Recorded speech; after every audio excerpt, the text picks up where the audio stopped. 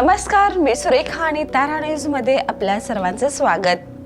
कोल्हापूर म्हणजे श्री महालक्ष्मीची भक्ती, ज्योतिबाची श्रद्धा, रंकाळ्याचं सौंदर्य आणि पंचगंगेचं पावित्र्य या भूमीच्या इतिहासाला, संस्कृतीला आणि अस्मितेला आकार देणारी पंचगंगा ही केवळ नदी नाही तर कोल्हापूरच्या जीवनाचा अविभाज्य श्वास आहे। पिढ्याने पिढ्या या नदीने शहराला पाणी दिले, संस्कार दिले आणि जीवन दिलं। मात्र यंदा निसर्गानेच कोल्हापूरकरांना एक आरसा दाखवला।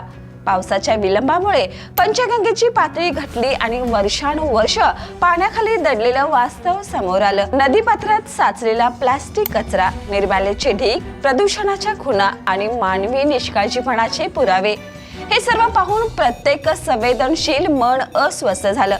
ज्या नदीला आपण माता म्हणतो, तिच्याच कुशीत आपण किती मोठा घाणेरडा वारसा टाकत आलोय याचं ते विदारक चित्र होतं। परंतु कोल्हापूरने या वास्तवाकडे केवळ पाहत बसण्याचा मार्ग निवडला नाही। काही सामाजिक संस्था, पर्यावरण प्रेमी आणि स्वयंसेवकांनी दिलेल्या एका हाकेला संपूर्ण शहराने प्रतिसाद दिला। युवक, महिला, ज्येष्ठ नागरिक, सामाजिक कार्यकर्ते आणि प्रशासनातील अधिकारी कर्मचारी स्वतः नदीपात्रात उतरले। हातात फावडे, टोपल्या आणि स्वच्छतेचा निर्धार घेऊन त्यांनी पंचगंगेला पुन्हा श्वास देण्याचा प्रयत्न केला। ही मोहीम फक्त कचरा उचलण्याची नव्हती, ती कोल्हापूरच्या संस्कृतीचा, संवेदनशीलतेचा आणि सामूहिक जबाबदारीचा जिवंत आविष्कार होती। कारण पंचगंगा ही केवळ जलस्तोत्र नाही तर कोल्हापूरच्या अस्मितेची वाहिनी आहे। धार्मिक परंपरा, उत्सव, श्रद्धा आणि लोकजीवन यांचा केंद्रबिंदू असलेली ही नदी स्वच्छ ठेवणं म्हणजे आपल्या संस्कृतीचा सन्मान राखणं। या उपक्रमाने एक महत्त्वाचा प्रश्नही प्रत्येकाच्या मनात निर्माण केलाय। नद्यांची पूजा करणारा समाज त्यांच्या संरक्षणासाठी किती सजग आहे? गणेश विसर्जन, निर्माल्य, प्लास्टिक किंवा दैनंदिन कचरा नदीत टाकून आपण नकळत तिच्याच अस्तित्वावर घाव घालत नाही ना? नदीप्रेम हे केवळ भावनिक घोषणामध्ये नसून तिच्या संवर्धनासाठी केलेल्या कृतीत असते, याची जाणीव या मोहिमेने करून दिली। पंचगंगा स्वच्छता अभियानाने राज्यासमोर एक आदर्श निर्माण केला। नागरिक आणि प्रशासन एकत्र आल्यास अशक्य वाटणारी कामेही शक्य होतात, हे या उपक्रमानं सिद्ध केलं। मात्र खरी लढाई आता सुरू झाली। एक दिवसाचे श्रमदान पुरेसे नाही।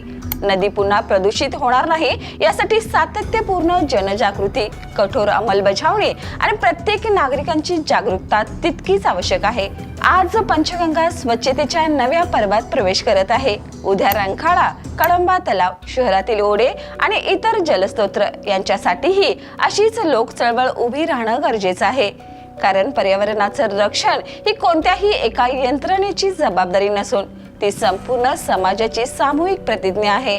पंचगंगेच्या स्वच्छतेसाठी पुढे आलेले हात हे केवळ श्रमदान करणारे हात नव्हते, ते कोल्हापूरच्या संस्कृतीचा सन्मान जपणारे हात होते।